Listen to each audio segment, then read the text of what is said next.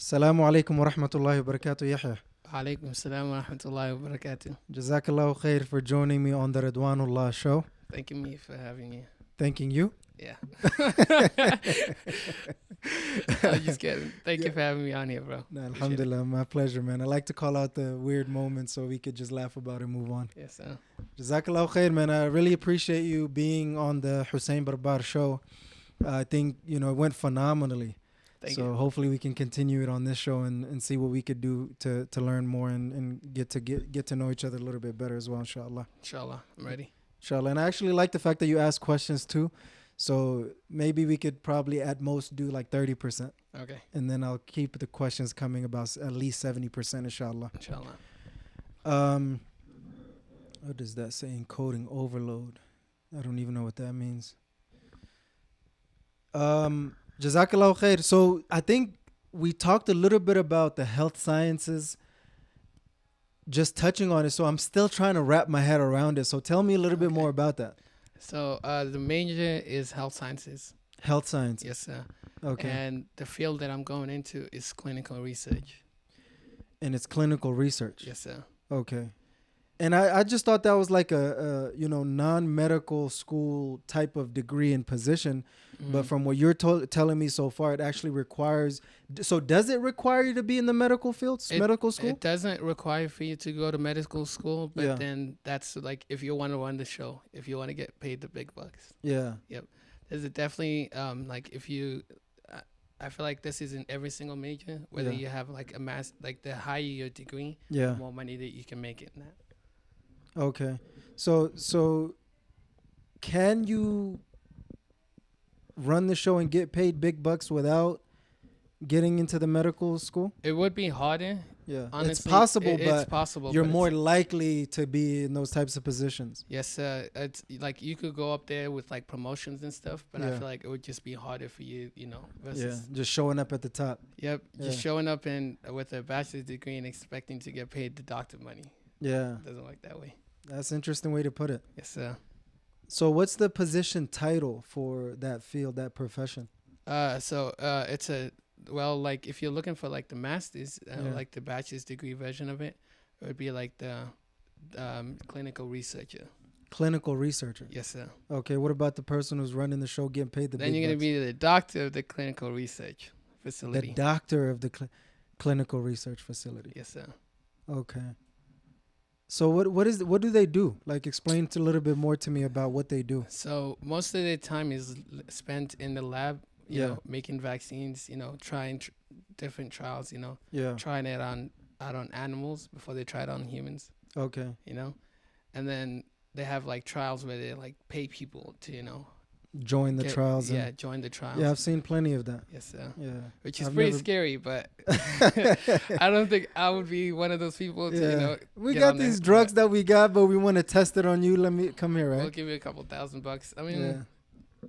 if you need money that much, Yeah. yes, but I feel like for me personally, it's not Yeah. something I would Gambling with your life for money, that's crazy. could never do that. But how does that work with you doing it on people if you wouldn't do it yourself? I feel like at the end of the day, you're just like trying to help people out that need help, Yeah. in life. Whether it's like they're already dealing with that kind of sickness, Yeah. and for them, it's worth the risk, whether they want to live a healthier life with, getting that vaccination from you Yeah. versus, them choosing to, thug it out, see how long they can live out, Yeah. So I feel like for people, it's like at a breaking point for them, Mm-hmm. and for you, you're just trying to help people out. Yeah. With that kind of vaccine, maybe it's never been made, right? Yeah. It's something that's never been done before, and they are tired of what they're dealing with, and they want some kind of Yeah. happiness from it, whether it's like it ends up being a good thing or it Yeah. ends up being a bad thing. Yeah. Yeah. Yeah. Because I guess. they're already at a point where it's like bad for them. you know? Yeah. Yeah. There's nothing that could go more wrong than what they're already experiencing. Yes, sir. Generally speaking. Okay. How long have you had this dream to become a clinical researcher? It actually started my junior year of high school. Yeah. I was watching a lot of shows on Netflix and stuff like that. Yeah. There's this show called Blind Spot, and kind of like the same thing where it's like trial periods, you know. Yeah. Grey's Anatomy too. I watched a little bit of that, but it's like a lot of like more like trial periods, you know, Yeah. testing out stuff, and they call them subjects. They don't even call them humans at that point, you know. Yeah. Which is pretty bad. But at the same time, those people are at a breaking point in their life, and they here to, you know, hopefully find a cure for whatever sickness that they have going on. Yeah. That's pretty interesting, man. So I'll just tell you my take on vaccines. More being obviously from Africa, Somalia, it's like, you know, we normally are more inclined towards natural remedies, you know, stay away from the vaccines, kind of like more so of an anti-vaxxer. Yep. So for me, generally speaking, as of right now, from my knowledge and experience with vaccines, I'm more on the anti-vaxxer side than pro-vaxxer side. Now, if there is, you know, legitimate, real solution, you know, vaccines and things of that nature, then by any means, that's a thing. I wouldn't necessarily say that's a primary solution for me or any of my loved ones. I would say that's a secondary solution. I'd like to go the natural way, doing things the right way and things of that nature. So what is your take on that in terms of vaccines? And so one of my classes that I had last semester was literally about like, you know, vaccines and stuff like that. Yeah. And a lot of us that are studying clinical research and, you know, health sciences and whatnot, actually feel like that, like people have a right to feel that way, especially with when COVID vaccines and stuff happened, you know. Yeah. A lot of us feel like it was rushed, you know. I feel like they were just looking for a kid too fast. Yeah. And it had a lot of side effects. What is too fast?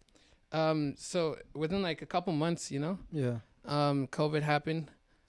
People started getting sick, and I think by like August of 2020, they were giving people vaccines for it. Yeah. And it happened in like March. And I feel like that's way too fast compared to like other, you know. What's the normal time period for developing vaccines? Sometimes it takes years. You know, polio, you know, when that happened, a lot of people were in hospitals and whatnot. Yeah. It took like maybe like I think it was like a year and a half or two for them to get the develop everything. You know, make sure the side effects aren't as bad. You know, everything's gonna have a side effect. Yeah. But as long as you know you keep the side effects to like a bare minimum. Yeah. You know? Yeah. So I feel like people have the right to feel, you know, like they need to stay away from vaccines and whatnot. Like even have it as a second option. Yeah. You know. Yeah. Especially with like the last situation that we had with COVID. Right. Yep. Yeah, definitely left a lot of, you know, bad taste in a lot of people's mouths, and I think there's a lot more anti-vaxxers videos, and I don't know if it's like a bias thing, but there are a lot more like anti-vaxxers videos out there that I've seen a lot than, you know, more pro-vaxxers videos. Yes, I feel like that's true, and like I said, it definitely came from, you know, people rushing the COVID vaccine, you know. Yeah. I feel like if they took a little bit more time, like I feel like the more that we had the COVID vaccine, I feel like it was changing. Right. Yep. They were changing couple stuff, and you could see less and less side effects. Whereas, like I'm telling you, like I feel like everyone rushed the COVID vaccine. Yeah. And obviously, those people like retired as billionaires. You know, they made money from it. For them, it was more on the money side. Money play, yeah. Yeah. And I think that's where my biggest issue with it is. Like, I feel like there's a major conflict of interest, right? When it comes to vaccines, is more of a money play than a health play. So if I genuinely felt like it was more of a health play than a money play, that'll change my view. But I genuinely believe that the heart of it is money play, right? Definitely. How many more people can we get to take vaccines, and how can we get it through the government where the money's already fronted and doesn't even matter, and just try to push it as much as we can. And I feel like a lot of those people have like friends in high places, you know? Yeah. That's like number one thing. Yeah. Like for them to be successful, yeah, especially in that kind of field, they have to have like the connections and the lobbying and all that other craziness. Yep. And there's probably some kind of bribing going on that we don't know about. 1,000%, yeah. Whether it's like with like physical money, or it could be like land, property, you know, stuff like that. Yeah. No, that's definitely understandable. And I think that's more of my issue with it. Like if I've genuinely felt like it's for, a genuine reason and not a money play. And I'm not saying money should never be a part of it. It's a business at the end of the day, which is understandable to me. But I think the fact that it's more so mainly a money issue only, that's yes, really, really things that really turn me off. It's how many people can we get vaccinated? How many people can, come get our vaccine? How many governments can we sell it to? Right. How much money can we make from it? Right. How fast can I retire? I feel like that's literally like everyone's well, not everyone, but most of their mindset. Yeah, and it's okay, right? Yeah, as long as the primary thing is to genuinely help people, not only to make money, whatever the consequences are. Yeah, I feel like a lot of people start, even like those people that maybe they rushed it and whatnot, right? Yeah. They started off when they first got into the field of genuinely wanting to help people. Yeah, and then it just changed. Then they see the money, then they're like, why not? Let's rush the money. Yeah. Yeah. Okay, that's interesting, man. So what's the position name of this field? I probably asked you like 3 times. I'm still not getting it. Yeah, 4 so times, clinical researcher. So I'm going to be a doctor of the clinical research facility. Okay. Clinical research is like the official title. Yes, sir. Of this profession. Yes, sir. Okay, and what do they do again? I know it's about like lab testing coming up with vaccines. Is that the primary and only thing, or is there more to it? I would say that's definitely the primary, and then there's a little more to it where you're like put in like different facilities like hospitals and stuff, Yeah. To like go and test out stuff on people. Okay. And those are like people that are, like I said, are at a breaking point for them. It's like what more is there for them to lose? Yeah. Yeah. Yeah, I think. And you're there, checking it out, making sure the side effects and whatnot don't affect them as bad, or whatever happens, Yeah. Explain everything to them, everything that can go wrong and everything that can go like better for them from the situation. Yeah, that's interesting. So what is your fear regarding this field? It's like you don't want to kill someone. Yeah, which is kind of like the elephant in the room, right? Exactly. Yeah. It's like you might murder someone at the end of the day. And obviously, you're trying to help everyone, right? And it's like, if you think about it, you're doing it more for like the general population, Yeah. Where it's like sometimes it might be okay. Yeah. I'm not saying it's okay for it to happen.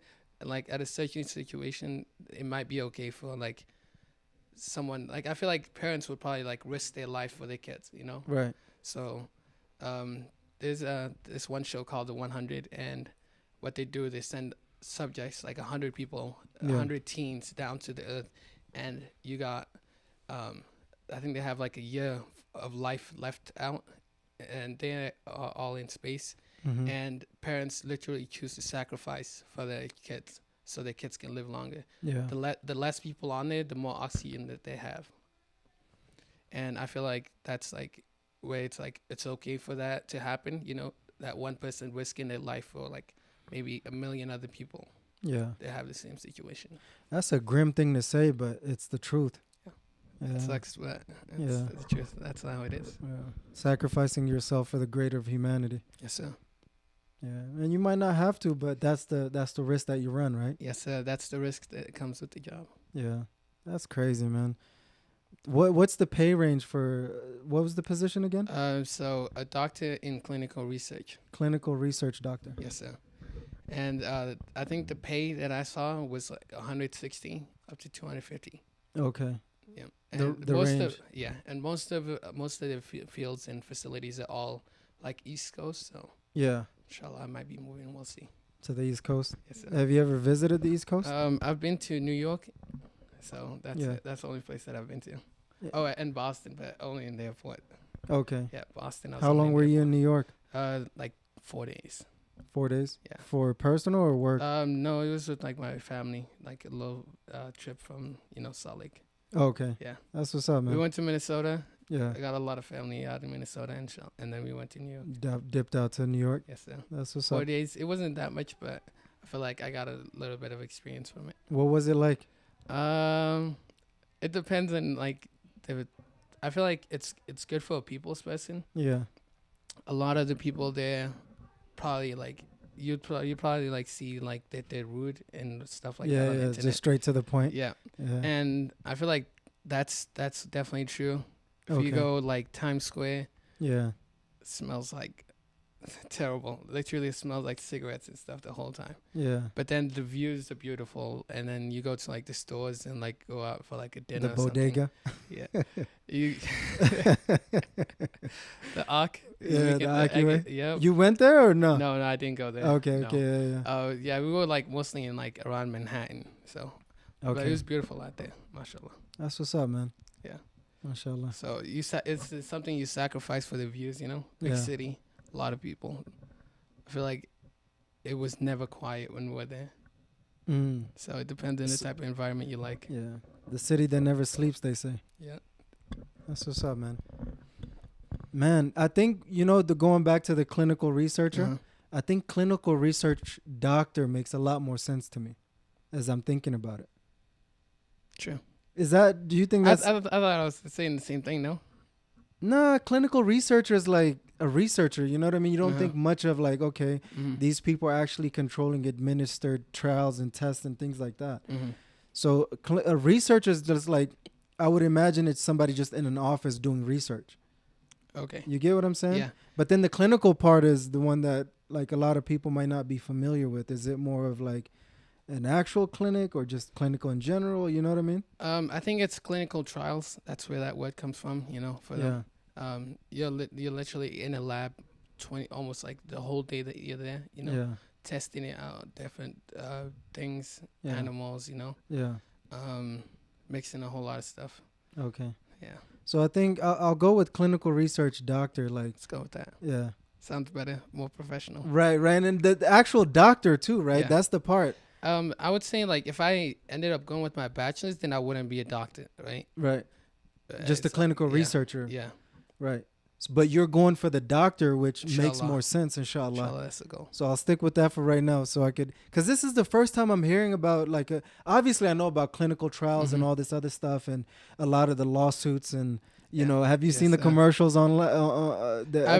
I've not seen the commercials, no. But I've seen like a lot of like the trials where it's like people taking people to court. Yeah. Suing them for like 50 million, 150 million. I'm like, that's a life-changing amount of money, but then at the same time, that's not enough for like that person's life. Right. It's just paying for their damages and stuff. Right. Yeah. And then I also feel like sometimes most of them would lose that, probably because the second they sign the paper. Right. Like a lot of people don't read like the waiving their rights. Yeah, they're waiving their rights. You know, sometimes it will tell you on the paper you can't sue them.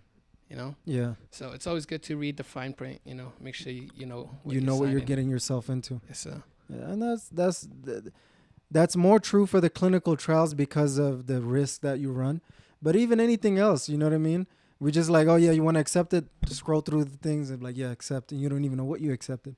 Right now, I work at the airport at Clear, and literally like we have like when we're like setting people up. Yeah.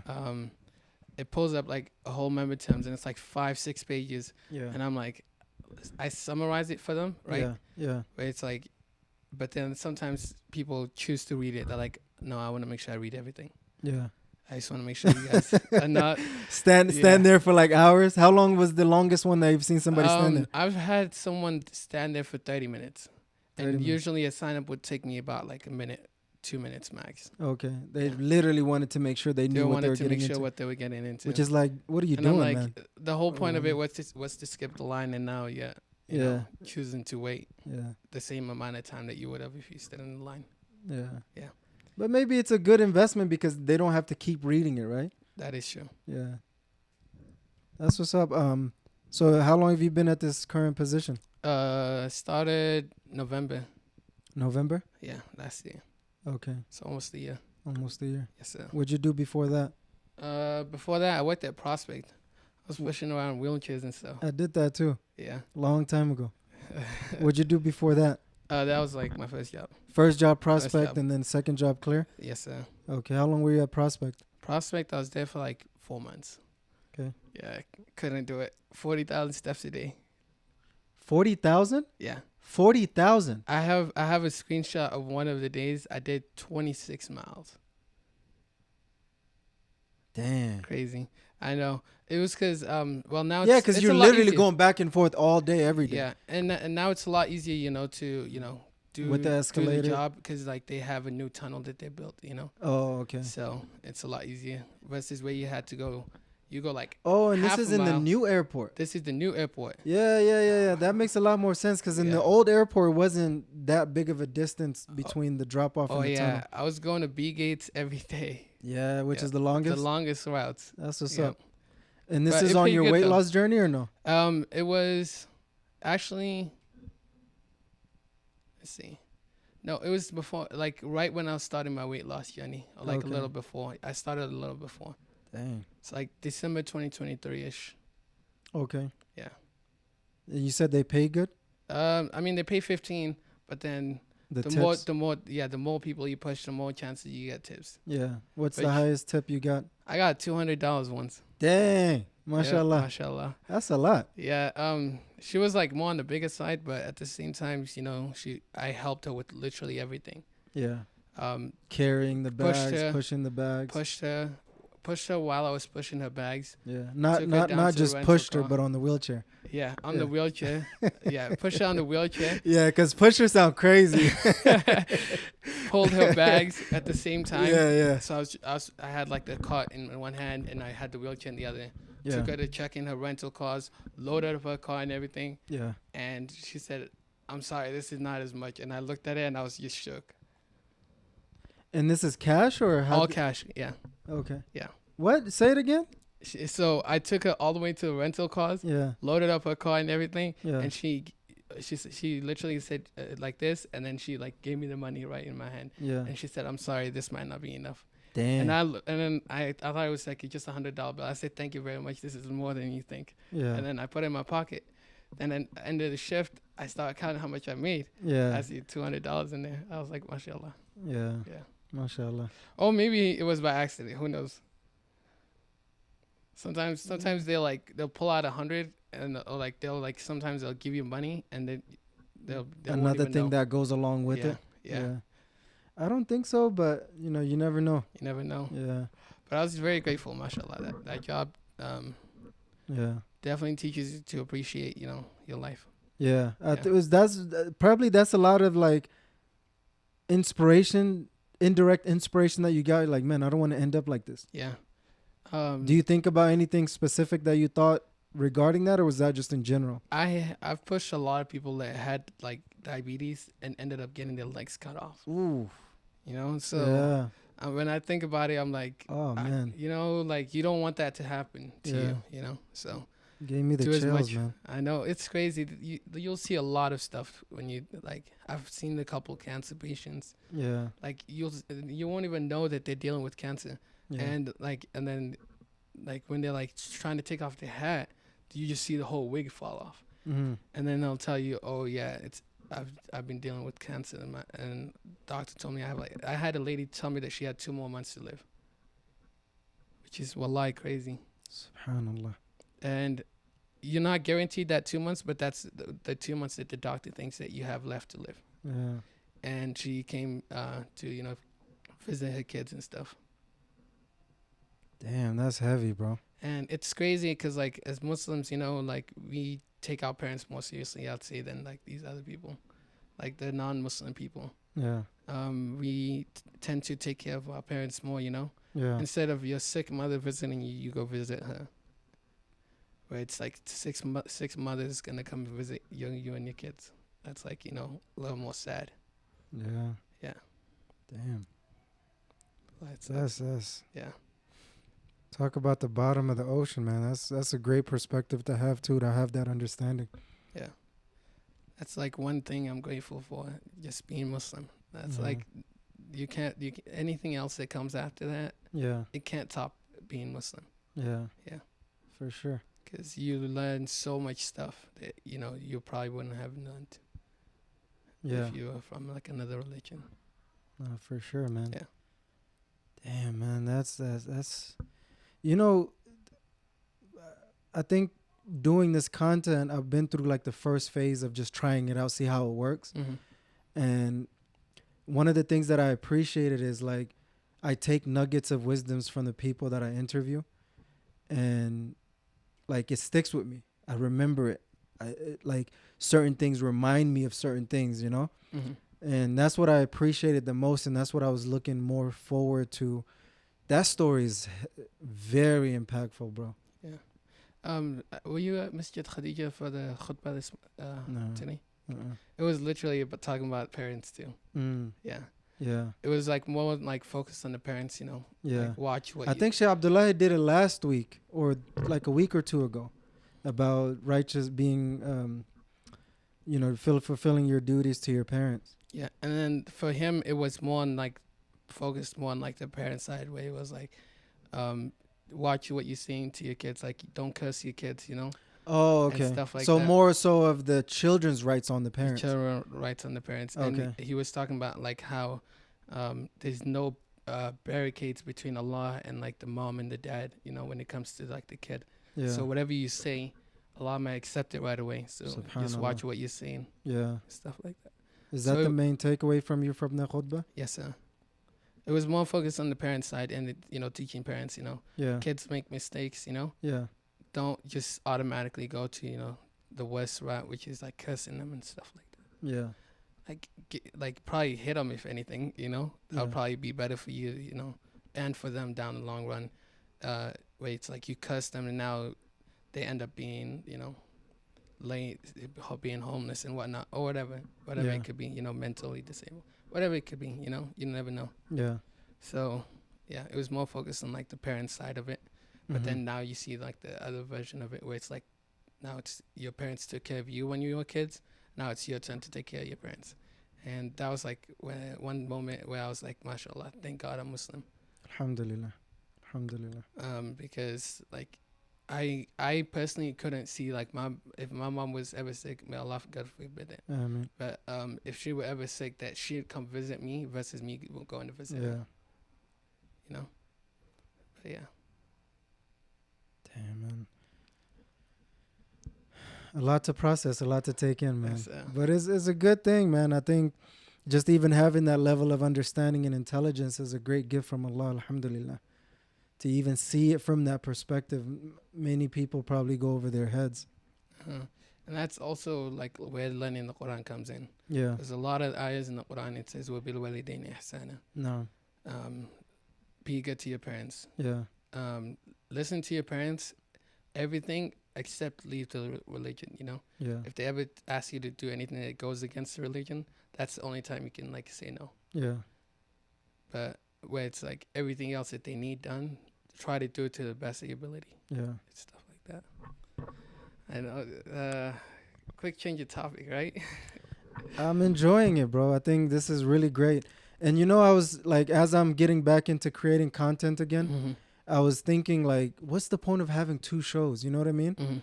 There's different feel to having a show named after you and then just a show of a name that you love, like Ridwanullah. Yeah.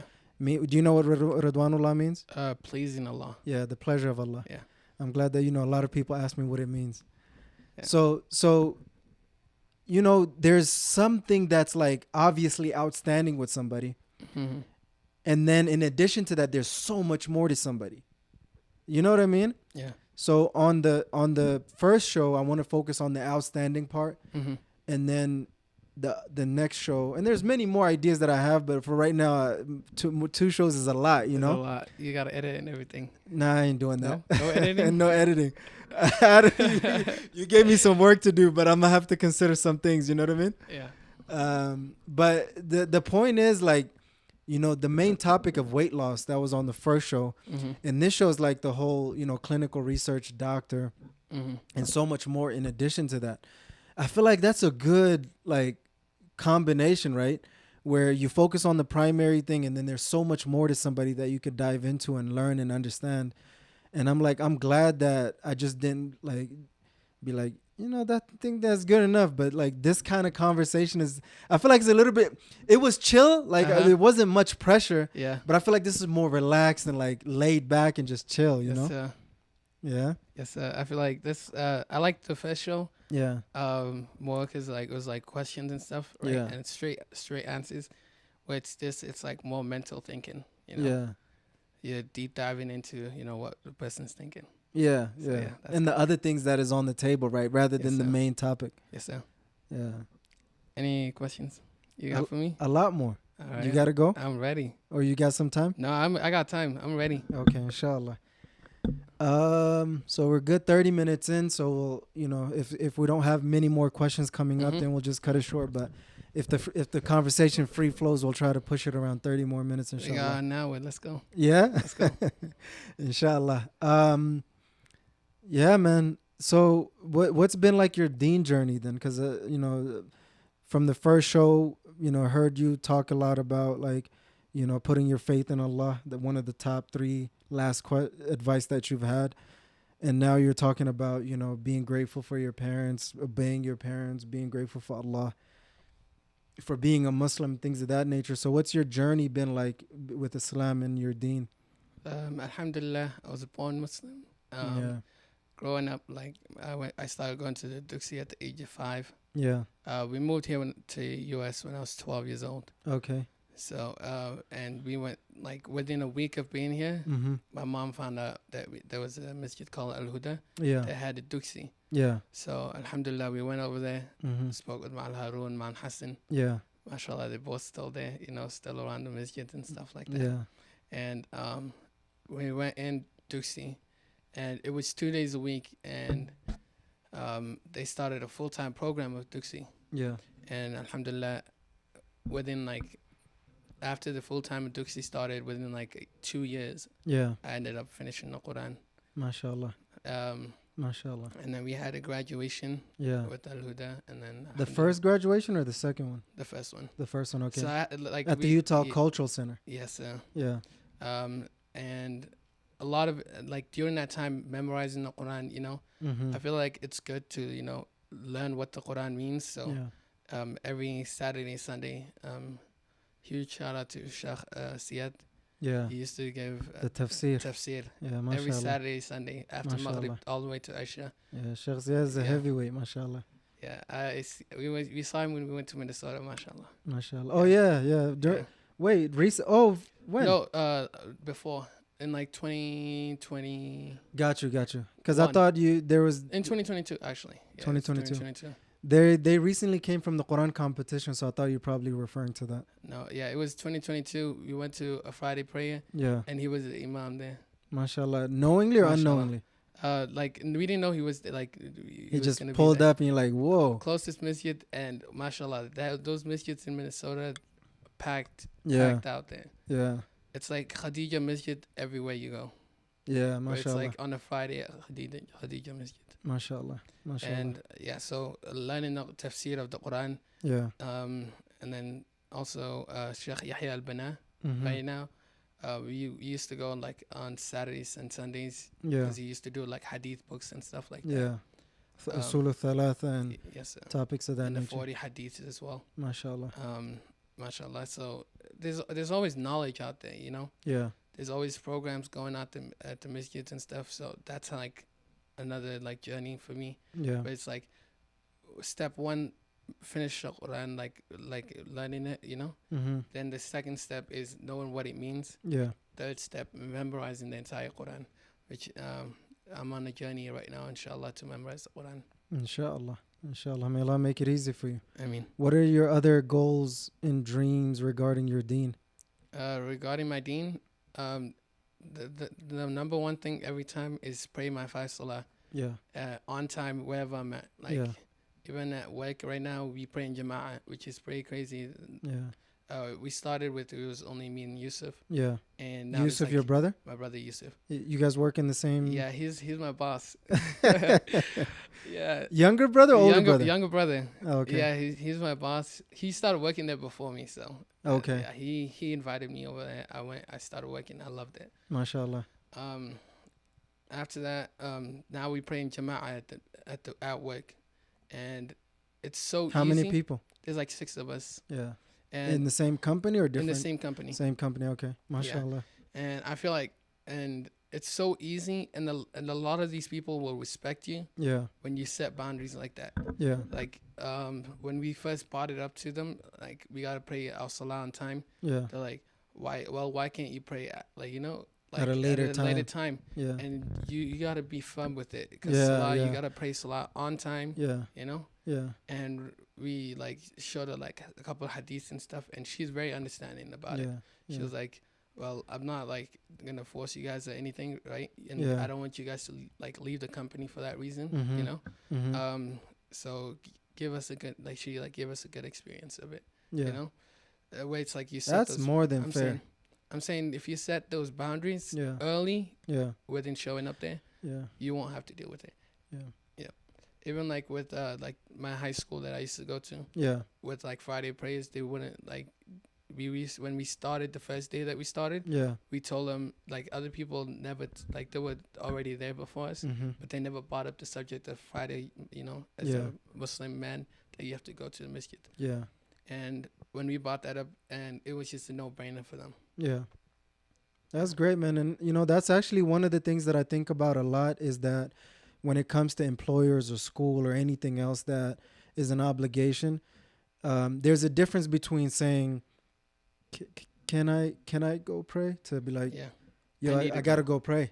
Like, it's not an exception. It's not, I mean, obviously I can't like, you know, go to pray and then waste time and play around and do all this stuff, right? True. You gotta be a man of ihsan and integrity, or a woman of ihsan and integrity, you know? So that's a valid point. What other goals do you have in your deen, like goals and dreams in your deen? Try to be the best person that you can, you know? Be understanding of every situation. Like, sometimes you might have a bad day and you're like overthinking it. Where it's like, or something will go wrong, maybe, you know, and you just try to be the best person that you can and understand that you're in that situation, because Allah put you in that situation. And you're in that situation, that means He can get out of it. Like, Allah wouldn't put you in a situation that He thinks that you wouldn't make it out. So, absolutely. So that's the mindset. That's what's up, man. MashaAllah, I love it. Any last points about your deen goals and dreams? Those are like the three main things, mashallah, that I'm focused on. And that's pretty stacked anyway, and it's a lot to uncover and discover. Yes, sir. MashaAllah. And I just like to like tell people out there, like, even if you can't, like, if you can't pray one salah a day at the masjid, you know, it's hard for people to, you know, try to pray 5 salah at the masjid, because like, you know, it might be at work or something, you know. Pray at work and whatnot, but try to make at least one salah at the masjid. Whether it's Fajr, whether it's Asha, whether it's Asr, Dhuhr, Maghrib, whatever time you can, at least one salah at the masjid. And you'll see more barakah in your life. Solid. MashaAllah. Both men and women, or just men? Definitely men. And then women, you could try to, but I feel like they probably have more responsibilities, like, you know, taking care of the kids and stuff like that. And with this new generation, a lot of people would disagree, you know. The men's supposed to do that. I mean, true, but at the same time, you know, it's better if the mom raises the kids, I'd say. You know, and that's something that I think about a lot. And I don't know if it's proper to go into it now, but maybe we can save that for a different time. What was it? Go ahead. About the gender roles. And the gender roles? Yeah, because society has a backwards understanding of the gender roles. And, you know, now you're probably seen, if you say something that's Islamically correct, that might be seen as putting women down and all this other stuff, when it's not necessarily the thing. Oh, yeah, that's definitely true. And I feel like it's more of like this, that's where social media comes into play. They're like, oh, come with me to work my 9 to 5, and then the dad's like, come with me to be a stay-at-home dad. It's like, you just flipped everything. You know? Bro, you're opening up a topic that I got so many strong feelings about, that I'm not afraid of the smoke. I just don't want the smokes this early. You know what I mean? That is true. We got to make sure you like build a platform, you know? I mean, you know, for me, I could go there, right? But, you know, just I'm not ready for all that smoke right now. You know what I mean? I know what you mean. Yep. But I don't mind. Maybe we can talk off topic, off the show, to kind of see where we're at with that. But based on who you told me you listened to, I can already, you know what I mean? Where the understanding came from. Which that could go a little bit to a different extreme. But there's a lot of things that I understand and agree with now, more so than, having no clue around your age. You know what I mean? Yes, sir. That's good, man. But we might whenever Allah brings us back together for the shows, we're definitely gonna unpack that for sure. Inshallah, I'm ready. Yeah. Whenever. You ready for the smoke though? I'm ready right now. Don't threaten me with a good time. Yeah. We'll do a part 2 next time, inshallah. Yeah. You got to be a little bit wise about the smoke. You just can't be. You know what I mean? Yeah, that is true. Yeah. At least that's the way I think about it. You can call me out if you think that's not. Oh no, that's true. That's true. You just gotta make sure Yeah. you don't push the wrong buttons. I don't mind. At the wrong time. Yeah, wrong time. Yeah. Because there's so much that I'm like dealing with getting this show off the ground and everything that I ain't ready for all that extra right now. Yeah, understandable. Yeah. Yep. I don't mind it, bro. But just know that if you want to go there, we could take it there. Nah, let's not go there. Yeah? Yeah, let's not go there. I appreciate the mercy, alhamdulillah. Okay, so what do you think about the most in life? For me, number one, being successful, whether it's in this life or in akhirah, whether it's like, like sometimes like I'll just like zone out and I'm like just trying to picture what my life would be like in akhirah. No. Like what my life would be in this world if I had, gotten to, where I want to be. Yeah. Yeah. Which is successful enough to take care of my mom, my dad, and my family. Mm-hmm. Yep. So that's what success means to you? Yes, sir. Okay. You answered the question in two birds, one question? stone. Yeah, it's good though. I was about to ask it, so I'm glad that you actually answered it. What were you going to say? Within being able, to like retire your parents, make sure they don't need to worry about anything. Yeah. One, your health.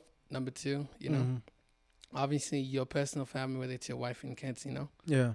That's also in there as well. But obviously your parents would come first, right? So parents, your health, your personal health, because if you're not able to take care of yourself, you're not able to take care of anyone else. Right. Right. And then your family that you're taking care of. Okay. As long as they have nothing to worry about, that's how you know you made it. That's what's up. Yeah. What do you think about the least? The least? Yeah. I can't think about it. Yeah. I can't think about it because I feel like if I think about it, then that means I actually think about it. Yeah. There's nothing. But if you could think about it, what do you think about the least? Would you say?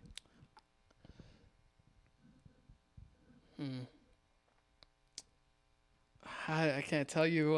Yeah. I can't. Drawing a blank. It's literally blank right now. Yeah. Yeah. That's an answer. That's real. We'll take it.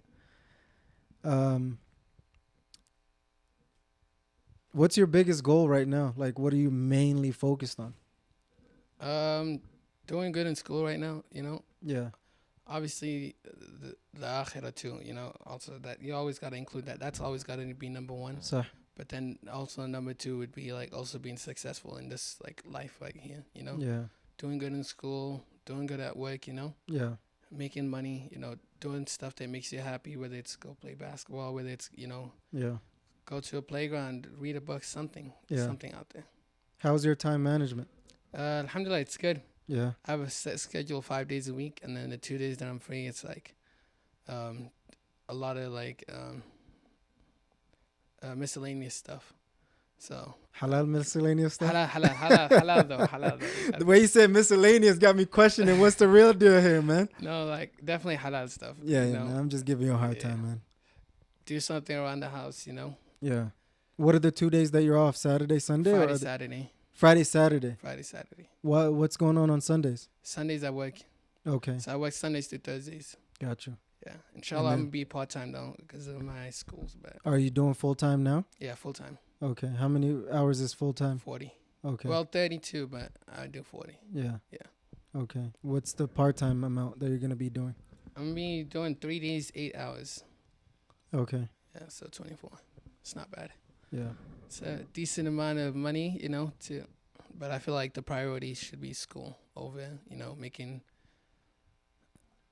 the little bit of money now. You sacrifice making, a lot more money back then. Yeah. Like in the future. Later on. Yeah. Yeah. That's what's up. So the the time management for the most part is really, really good. Yes, sir. What are the tips that you'd give us for time management to better manage our time? Use your notes app. Notes app? The notes app. Yeah. How so? So what I do is I have like at the beginning of the month. Yeah. Right. I'll have all my days of the week. Yeah. In there, and I'll type in everything that I need to do at the beginning of the week. Yeah. So Sunday to Saturday, right? Yeah. Or Monday through Sunday, all the way down from beginning to end. And then I'll just type in whatever I need to do that week. I'll just type in whatever I need to do that week. Yeah. So I know what to do, you know, and I don't feel out of place. Yeah. You know, like sometimes I'll probably be sitting there for an hour doing nothing, but that's fine, you know. Like you can't control that. Just part of the game. It's just part of it. Yeah. Good sleep. Good sleep. At least I try to get at least 6 hours of sleep. Yeah. Like that's the bare minimum. If you get less than 6 hours of sleep, you're slowly gonna lose your mind. I feel like. Yeah. Yeah. And don't work graveyard shifts. I'll tell people that. I've never worked one, but I've read a lot of like stories and stuff of people that have worked one. Yeah. And they slowly start deteriorating mentally. Because you're going to sleep when people are waking up. You're going to sleep when the sun's out, you know? Yeah. Go to work while the sun's out. Go to sleep when the sun's down, you know? Yeah. Stick with the natural rhythm. Yes, sir. What does being a clinical research doctor, would that require any overnight situations, or is it strictly 9 to 5-ish? It's mostly strictly 9 to 5-ish, but I feel like when you're on the brink of something, you got to pull all-nighters at times. You got to pull all-nighters at those times. Yeah. You're like, which is understandable. I got to find it. I'm literally almost there, you know? Those are the nights that you'll pull all-nighters. But okay. It's not good to consistently do that. Yeah. Yeah. So use your notes app. I use that regularly. Yep. So that's good. Get some at least 6 hours of sleep. Yep. What other tips you got for us? Time management. I'd say make sure it's something you can do.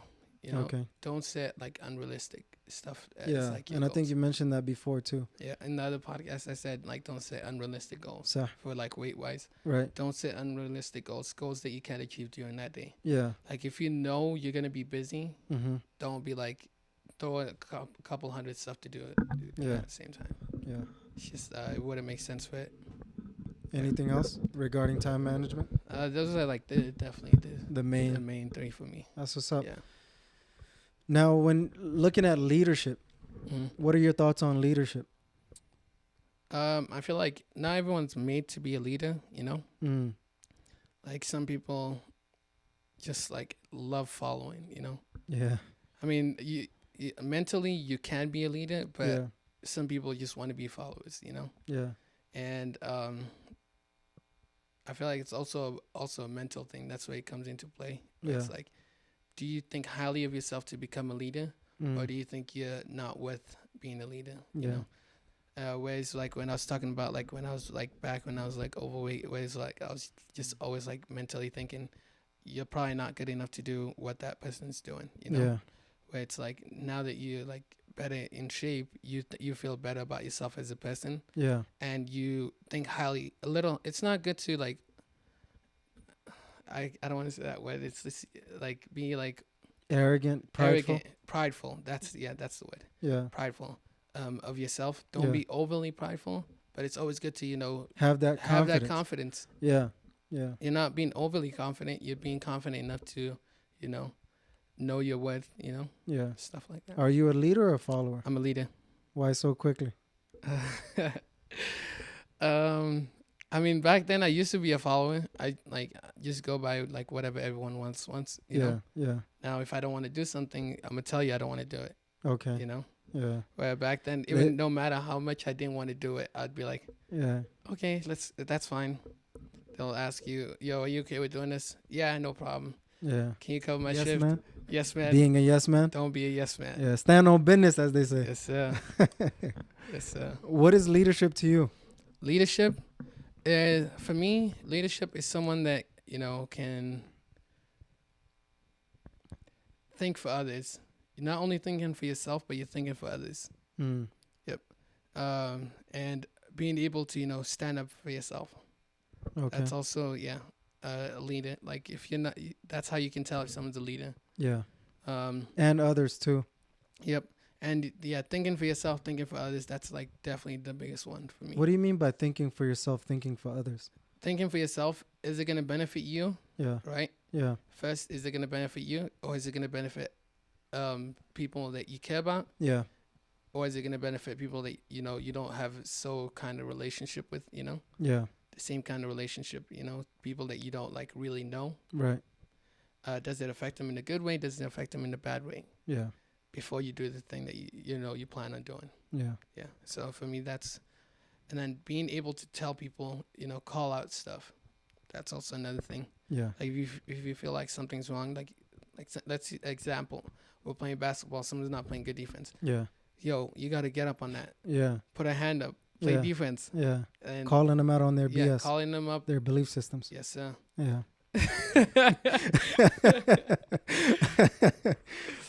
So calling them out. Like if you see something wrong, you tell them they need to fix it. Yeah.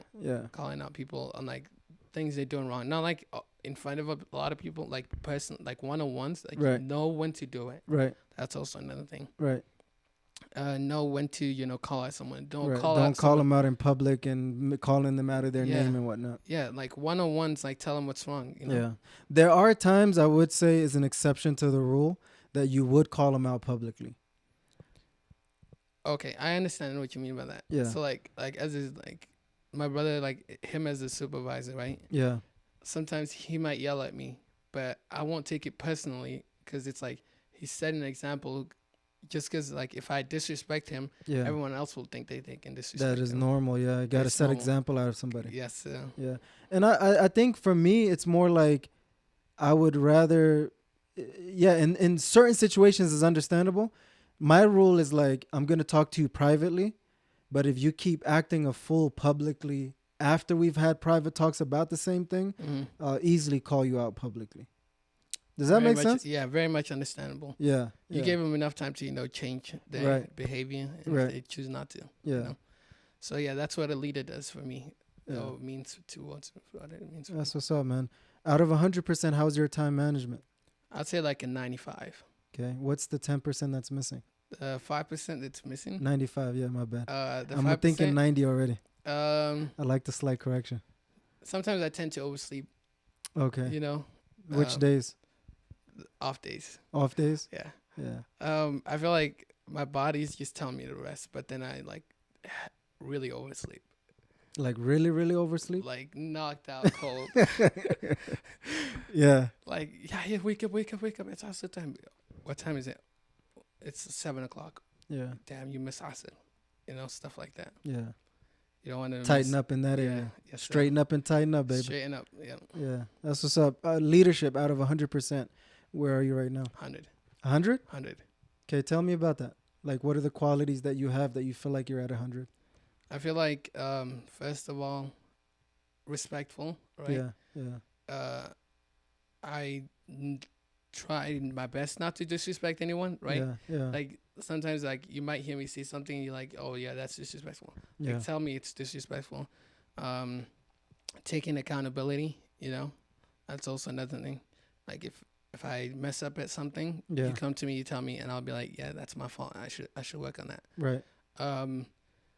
Always trying to fix things, Yeah. If something's wrong, I'm ready to, fix it. Wherever it's wrong, I'm ready to fix it. Yeah. I'd say also loud voice. You need that. Yeah. Yeah. Like if you're quiet, it's really hard for other people to, listen to what you got to say. Yeah. But silent killer is also like, a thing. But also at the same time, you got to be a loud leader. Yeah. You got to make sure everyone hears what you want to say. Mm-hmm. Yep. And I could do that. All day, every day. Any day. We need that. Yep. Inshallah. That's great, man. Mashallah. Where were you born? I was born in South Africa. South Africa. Which city? Pretoria. Pretoria. Where's that from? Johannesburg? Or? It's like 2 hours north of Johannesburg. Where's that other place that a lot of people? Cape Town. Cape Town. It's like way down south. Give me another one. Durban. Durban, yeah. Durban. That's where I don't know if you know Ahmed Didat. I know. Yeah, Sheikh Ahmed Didat. Sheikh Ahmed Didat is from. They still have a lot of posters museums of him. And things like that. His actual office, I saw some people touring too. Yeah, the masjid that we used to go to. Yeah, I think he was there probably like 2 times. Okay. And my dad used to listen to him a lot too. Oh, mashallah. Yeah. Pretoria. Yes, sir. Okay. How long were you guys there? I'm 12 years, so I was born there. Yeah. All my siblings were born there, and then we moved out here. 12 years. Yes, sir. For you, 12 years is different for everybody else. Yeah. According to their age. Sister 14, brother 13. Okay. 11, 7, and 2. MashaAllah. Yeah. Big family. MashaAllah. Allahumma barak. May Allah continue to bless your family. I actually know your father, man, very well. I've seen him in Hajj. Okay. Not Hajj, Umrah. Umrah. Yeah, the last Umrah they were at. So my mom went as well, and my brother. Yeah, I actually saw your mom. I saw your brother. Inshallah, I plan on going too. Have you been? No, I've never been. First time? First time, inshallah. Inshallah. May Allah make it easy for you, man. I mean. Inshallah. What bothers you the most? What bothers me the most? Yeah. Sometimes that you can't control everything. Yeah. You can't control how other people react to, Yeah. what you say, what you do, Yeah. That's one. You can't control certain outcomes. Right. Like, I work in the airport, like I told you at Clear. Like, I can't control, like, if the other person's having a bad day and whatnot. Right. So me pitching to them might piss them off even more, and they, like, crash out on me. Yeah. Right? And I'm just going to stand there, right? Take it. Yeah. Unfortunately. And, you can't control that. Yeah. So stuff like that. Bothers things that you have no control over. Yeah. Honestly, I think I have the same answer, man, because there's certain things that in your life you want certain people to treat you a certain way or be in your life in certain situations and certain times, and it's like it's just not happening. Yes, sir. So you just got to learn to accept, control the controllables. Yes, sir. Yeah. Control what you can. Yeah. Like I would say, like in a basketball sense kind of thing, where it's like you're not scoring as easy as you usually do. Yeah, got to get it out of the mud. Yeah.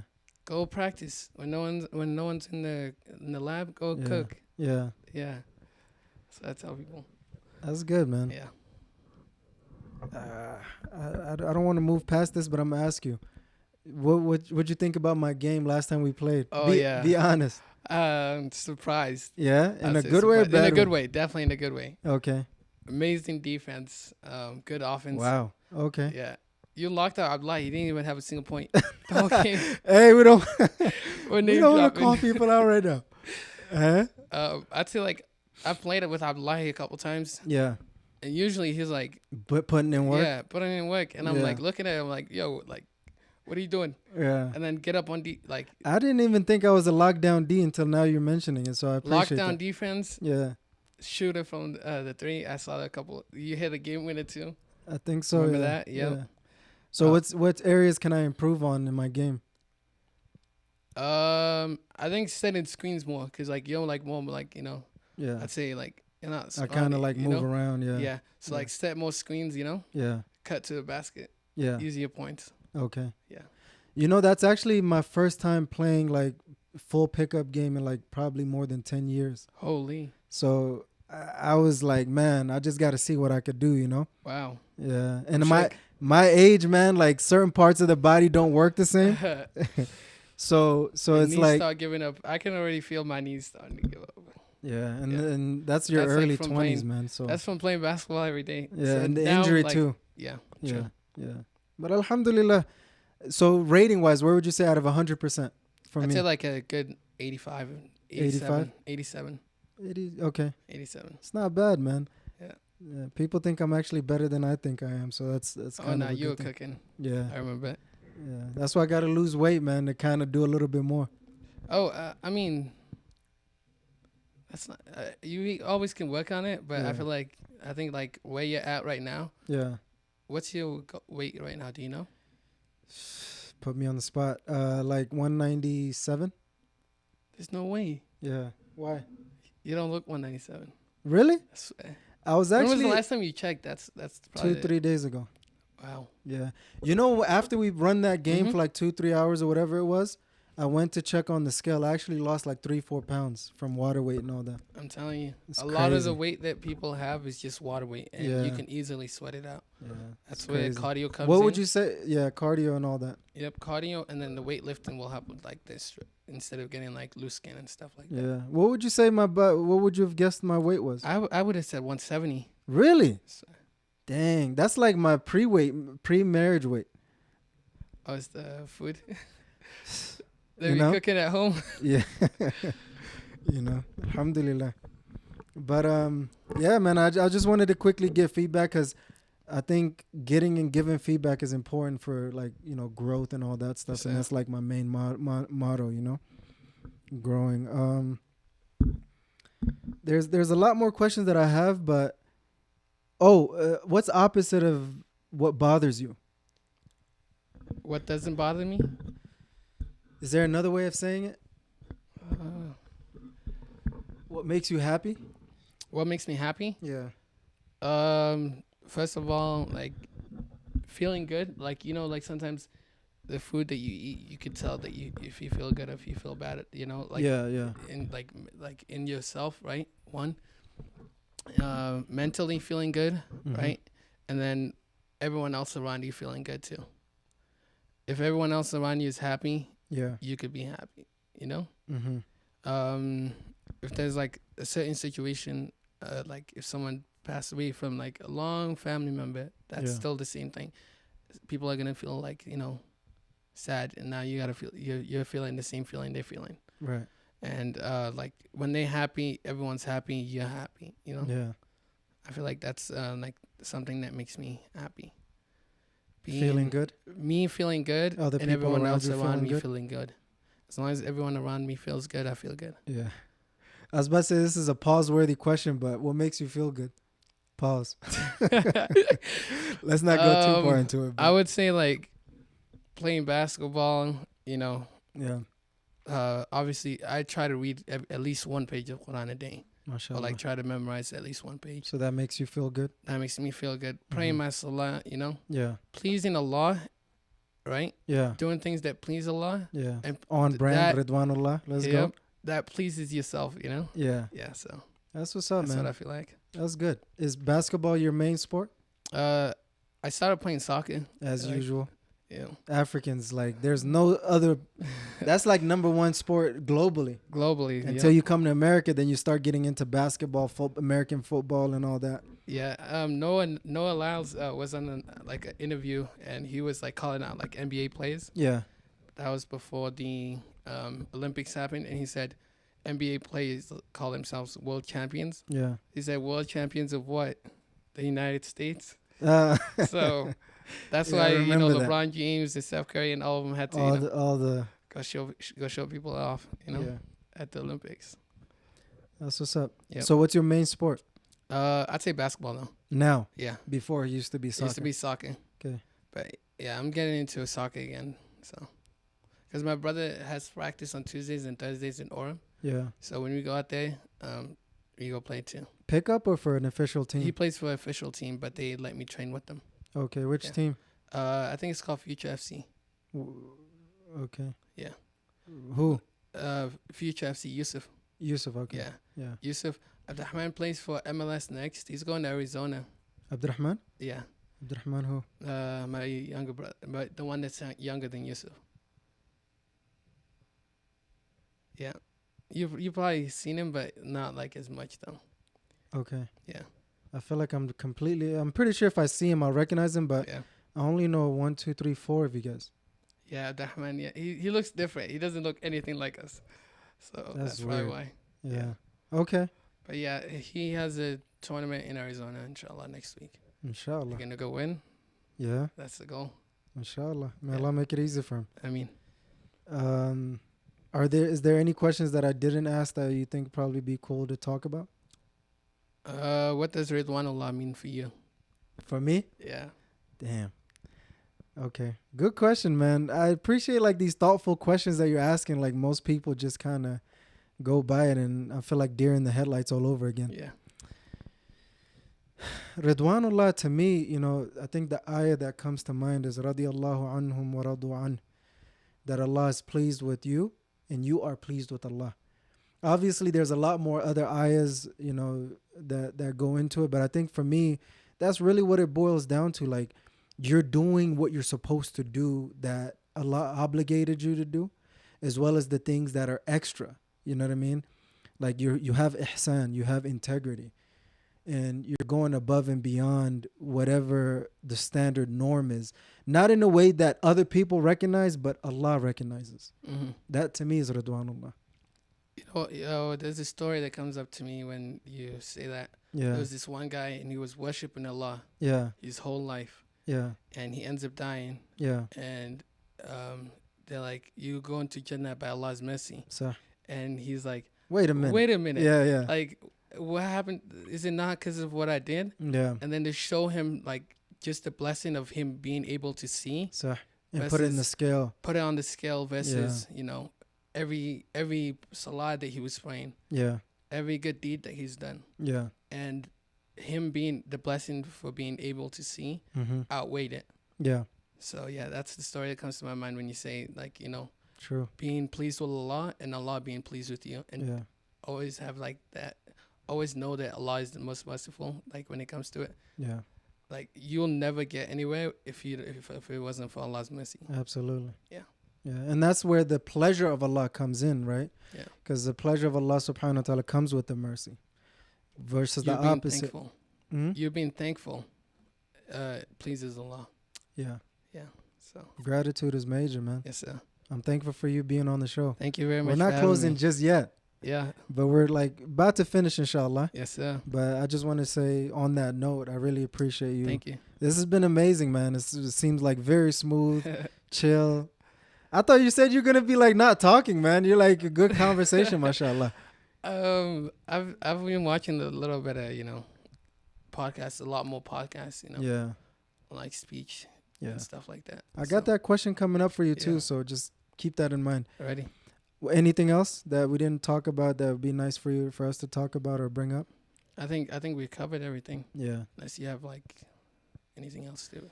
Obviously there's also more things that I can bring up, but right now naturally I can't think of much. Okay. So we'll finish up with the last. Well, actually no, my bad. So what is the first thing that you do when you wake up? First thing I do when I wake up. Yeah. Fajr. So like I go bathroom, brush teeth, pray Fajr. Okay. Pray Fajr. What's the last thing that you do when you go to sleep? Pray witr salah. MashaAllah. Yeah. Keep it on deen, bro. Yes, sir. Allahumma barak. I try, man. Yeah. It's also really like there's this sheikh. His name is Haji something. I'll find it on YouTube. Yeah. He reads Surah Al-Hijr. Yeah. I think the video, I just search up calm Quran to go to sleep to. So. Best voice I've ever had in my life. MashaAllah. Yeah. Send it to me. I'll send it to you, inshallah. Yeah, inshallah. Yeah. Do you read a lot? Books wise, mostly like school books. Yeah. That's what I'm usually reading. And other than that, just the Quran. Okay. Yeah. You don't read any other books and stuff like that? No, not personally, no. Audio books? No. Have you read a book before? I have. Okay. I have. How many? Probably like, I'd say like a little more than 10. A little more than 10? Yeah, personally that I've like chosen not to go read. Yeah, so obviously, Quran and Sunnah are the best books for us to read as Muslims. Mm-hmm. So that's a given, right? Yes, sir. What's the book that you would advise me and the rest of us to go read? 48 Laws of Power. Okay. And The Enemy of My Enemy is My Friend. The enemy of my enemy is my friend? Yes. That's a tongue twister. I know. The enemy of my enemy is my friend. Is my friend. I get it, but I can't wrap my head around it. So, how do you explain it? So, like, if someone and you are enemies, right? Yeah. That person is gonna be my friend. Oh, yeah. The enemy of my enemy is my friend. I get it now. Yep. Yeah. It took a little while to sink in, but I'm with you. Yes, sir. All right. Yeah, 48 Laws of Power. Give me one more. The only other books that I've read are just like more like sci-fi or like. Have you watched Matilda? I believe so. It's like this one girl that gets adopted into. She's born into the family. Yeah. And the parents literally don't care. What's that guy's name? The main character. Matilda. Her name's Matilda. But it's played by a guy, right? No, it's a girl. Okay, I'm thinking about something else. So she's born into a family. Yeah. And from the moment that she's born, they pick her up from the hospital. They just throw her in the backseat. They leave her in the car. Dang. And she ends up going to the library every day. She learns how to read. She becomes smart and gets. At the end of the book, she gets adopted by a teacher. Okay. Yeah. So how do we get there? 3 books. That Matilda is a book? Yeah, it's a book. And it's a show. It's like a movie. Yeah. Oh, okay. Yeah. Those are like the 3 favorite books I've read. So random, but so on point. I know. So what did you learn? What's the main takeaway from the 48 Laws of Power? 48 Laws of Power? Yeah. Gratitude first. I mean, like we were talking about it earlier, being grateful. Yeah. Learning how to make friends. Mm-hmm. Being the loudest, not like technically the loudest person in the room, but being the loudest person that people listen to, you know? Okay. Yeah. That's the 3 main points for me. Like for the 48 laws. Run that again. My bad, I got a little bit distracted. Okay. I apologize. Oh no, you're good. Yeah. So, number 1, yeah. Being the loudest person in the room that people listen to. Okay. Yeah. Like literally loud? Like literally loud, but not also loud at the same time. Obnoxious. Like if you're just not obnoxiously. Like if you're in the room, people will know. Like Hussein's here. Yeah. Like when so make your presence felt. Yep. Okay. Instead of just I get you now. Okay. Yep. Learn how to make friends and stuff like that. Yeah. Yep. Being able to make connections and stuff like that as well. Okay. Yeah. And then gratitude. Gratitude. Yep. Word. What about 48? What was the other one? That's 48 Laws of Power. Oh, the enemy of man. Yeah, yeah. Oh, that one I really want to know. Because I've never heard of that. So I know about the 48 Laws of Power and a little bit of Matilda, but this one's like who? The enemy of my enemies. I don't know who's by. Yeah, okay. I don't remember who it's by. Yeah. It's been a minute since I read it. Yeah. From what I can remember. Yeah. It's about a guy that becomes friends with someone that he's the enemy. Yeah. Right. So him and this other two. Let's explain it into easy terms. This guy and this guy are beefing, right? Yeah. So, guy number 1 is beefing with guy number 2. Guy number 1 goes and makes friends with guy number 2's enemy. Yeah. Just all in the end, just to for them to guy number 1 and guy number 2 becoming friends. Yeah. So he goes behind his back and makes friends with guy number 2's enemy, and sets up a plot for them to kill guy number 2. Okay. And at the end, guy number 2 and guy number 1 end up becoming friends, and like a peace treaty. Yeah. Because they ended up finding out that this guy wanted to backdoor both of them, so he wanted to kill guy number 2 and guy number 1. And it's like more like a tough war kind of thing. It's like they were like a drug scheme and a whole lot of this stuff. So what's the main takeaway? The main takeaway. What are we learning from this? Don't trust people very easily. Yeah. Have trust issues. Have trust issues. That's so yeah. Guy number 1. Yeah. Trusted that random guy only because he said he was beefing enemy with of the other guy. Yeah. And whole time he wanted to take both of them out. And he was like planning. So like think of all the situations. Yeah. Anything that can go wrong. Think about the chess moves that is happening in real time. Yes, sir. Okay, that's interesting. Make all the situations in your head, Yeah. Picture all the situations, scenarios, anything that can happen. Is that necessary? Is it necessary? No. But is it helpful? Yes. Just so when it happens, you already have, Yeah. You already have a plan built up, a second plan. Yeah. Yeah. And Matilda. Yeah, Matilda, she was the forgotten child. Yeah. Yeah, so her parents didn't take care of her. She ended up becoming very smart herself, read so many books. Yeah. It was actually, she used to go to the local library to go read a book and stuff. And she had a library card when she was 5 years old, which is pretty crazy. Yeah. Well, it's in a movie, but you know what I mean? Yeah. So, like, becoming the unforgotten child, and she ends up proving her parents wrong at the end. Comes full circle. Yes, sir. Yeah. So what's the takeaway from that? You'll always have doubters. People always doubt you. Yeah. You just gotta be willing to prove them wrong at the end. Yeah. That's common theme in your story, man. proving people wrong. Yeah. Yeah. Yeah. I mean, the greats always lean into that, like Tom Brady, Michael Jordan, sports wise, you know? Yeah. Yeah. I don't know if it's more of like an Islamic thing. That's more of like a secular thing. Not to say that it's not Islamic, right? But me personally, from the story, like the Prophet sallallahu alaihi wasallam, or the, you know, Umar ibn al-Khattab, Abu Bakr as-Siddiq, you know, I've never heard of stories of them proving other people wrong. Probably, I could think of one with the Prophet where it was like, they were like looking for him, like to kill him and stuff. Yeah. And he ends up like hiding inside like a place, and the spider makes a web for him. Yeah, yeah. And no one can see him. Yeah. And then when they at the end, when he comes out, those people have become like their future generations becomes Muslim. So technically, he's proving them, you know. Yeah. Proving them wrong with it, like their kids believe in them. Like the parents might disagree, but the kids end up believing him, you know. Right. So he's technically proving saying them wrong. that. Yeah. I guess that's I could see that. Yeah. That's what's up. Man, I feel like there's always lingering questions that don't really come out to the forefront. So I'm gonna just kind of leave it right there for now. Okay. Actually your dream life? What is your dream life? I know we talked about it in different variations, but I just want to approach it in this holistic way. What is your dream life? Being able to retire my parents. Yeah. And then for me, never having to worry about anything when it comes to like money wise. Like we're talking about this life, right? Or we're talking about Yeah. At the end, inshallah, Jannah. That's like the number one goal. Like make it to Jannah. Yeah. Right. Yeah. That's definitely number one. And then like worldly life in this life, being able to retire my parents. Yeah. Me being able to, you know, buy a house. I feel like for me, once I reach that goal, buy my own house. Yeah. And retire my parents.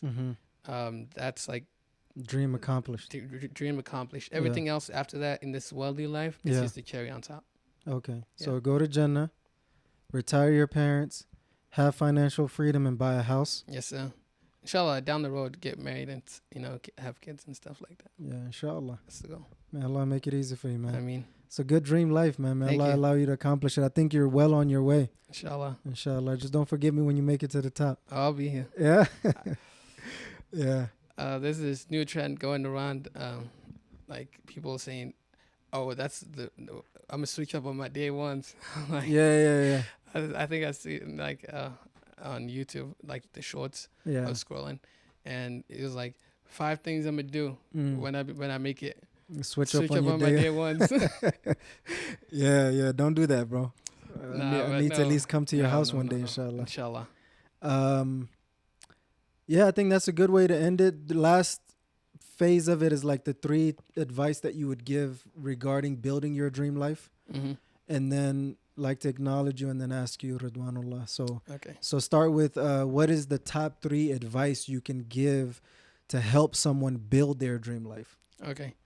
Number 1, I already said it in the other podcast. Yeah. Keep faith in Allah. Word. That's always got to be number 1. So everything that you do in this life, if you keep faith in Allah, you'll be good. Always. Whether it's in the bad situation, good situation, whatever situation you're in. Yeah. Keep faith in Allah. That's number 1. Yeah. Number 2, in order to build your dream life, make people around you happy. But don't do it to so it affects you in a bad way. To your expense. Yeah. Don't do it. Don't do it at your expense. Okay. Make people around you happy, but don't do it at your expense. And 3, I'd say, try to be healthy. Yeah. Try to be healthy. Try to be in good shape. Yeah. Even if try your best. Yeah. As long as you're trying your best, you'll be good. I feel like mentally. A bonus one. Yeah. Be healthy and just try your best. Try your best. Okay. Try your best in life. Yeah. Everything you do, try to be the best at it. I was actually given that exact advice to a youngster that we hooped with last time. Like a couple of days later. Drop? Huh? No, I can't name drop. But yeah, try to be the best at everything you can, inshallah. Yeah. Those are like the 3 main things. That's great, man. I think this is amazing to have these types of conversations. I think it'll be replaying in my head for a little while, man. MashaAllah. Thank you. Jazakallah khair. Can't wait to watch it. Yeah. I'm pretty sure your family from all over the place would be like, man, Yahya finally made it in a way. Yeah, he's on the big TV. Yeah. I know my mom. They don't know we just got a couple of mics here and there, you know. Everybody like it's a weird feeling, man. Like I did one interview with my uncle, and people from overseas were calling him like, man, I saw you on that show. And things like that. My mom's probably gonna send it to like everyone out there. So Inshallah. The support continues. Yes, sir. Have a support system. Number one. Inshallah. That's great, man. MashaAllah. I want to acknowledge you, man. Once again, Thank you. You're doing great, man. I don't think we ever like really connected. Like we talked here and there. Mm-hmm. We didn't like actually like sit down and talk and chop it up and that is true. Like really get time to like get to know each other, which is great to have, man. Thank you for the opportunity. No, this is wonderful, man. I'm glad that we did it, man. You kind of scared me a little bit when you said I don't know much to say. But you got plenty, like you got depth and a lot of things to say, a lot of wisdom, mashallah.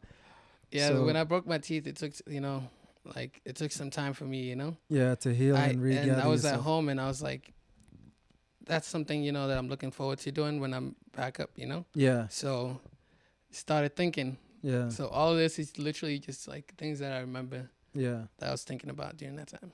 That's what's up, man. Yeah. I appreciate you coming through, man. I think you're an inspiration to many, especially with what we talked about with the weight loss. Mm. And I think that's just like the tip of your iceberg, man. And that tip of the iceberg is more than enough. You get what I'm saying? Yes, sir. That's phenomenal. Thank you. You get what I'm saying? Yes, so I think you putting your because one of the things that I do right now is like sharing people's stories, right? Mm-hmm.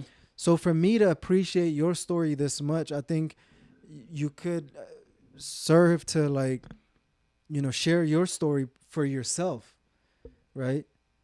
And inspire people, man. 139 pounds in 20 months, like what? Yeah, you know what I mean? It's a lot of hard work, but everyone can put in the same hard work, I promise. Yeah. It might seem hard, but it's very much possible. For sure. Yeah. I acknowledge you for that, man. That's not an easy feat. And like I said, I think aside from stuff that I've seen on TV and social media, like, the media, Mm-hmm. like I don't know anybody that has lost that much in this period of time, so that's a major props, man. Allah continue to bless you and grant you more success. Inshallah. For you and your family too, inshallah. I appreciate it. My pleasure, bro. So. Last question before we head out. What does Ridwanullah mean to you? For me, Ridwanullah means doing everything that Allah pleases, which is straight up at the meaning, what the word means. Yeah. When you do something, ask yourself, is Allah going to be pleased that I did that? Yeah. If you help someone that's homeless on the street, ask yourself, is Allah going to be pleased with that? So. If you give zakah, if you pray, is Allah going to be pleased with that? Yeah. Right. And then the bad stuff, if I maybe go to this party, what's going to happen? Allah's going to be angry at me. Yeah. There's a lot of music playing. I don't want to go. So. And then you choosing not to go, Allah is pleased with that. Yeah. Even if other people are displeased with it. Yeah. So, sacrificing this worldly life happiness sometimes, really it's like this barely, like going, like you get invited somewhere, you're like, should I go? No. If you ask yourself, is Allah going to be pleased with that? And the answer is no, you should choose not to go. Yeah. And honestly, that itself could probably get you in Jannah by itself. Like sometimes one good deed can get you straight into Jannah. Yeah. You choosing to sacrifice it could probably be the reason why you made it to Jannah. Right. And that life is going to be an eternity, right? This person right here is your friend for 5 years, 10 years? Yeah. Is it worth it? No. Sacrifice your forever for it. Yes, sir. Yeah. So that's what that means to me. That's what's up, man. MashaAllah. Always questioning, is Allah going to be pleased with it? Whatever you do, is Allah going to be pleased with it? Driving to a masjid, Allah is going to be pleased with that. So you're asking yourself, is he? Yes. Then you drive to a masjid, go to a masjid, try to pray there. So, yeah. It's amazing, man. May Allah be pleased with you and your family. I thank you very much for joining me on the Ridwanullah Show. Thank you very much for having me on here. Assalamu alaikum wa rahmatullahi wa barakatuh. Alaikum assalam wa rahmatullahi wa barakatuh.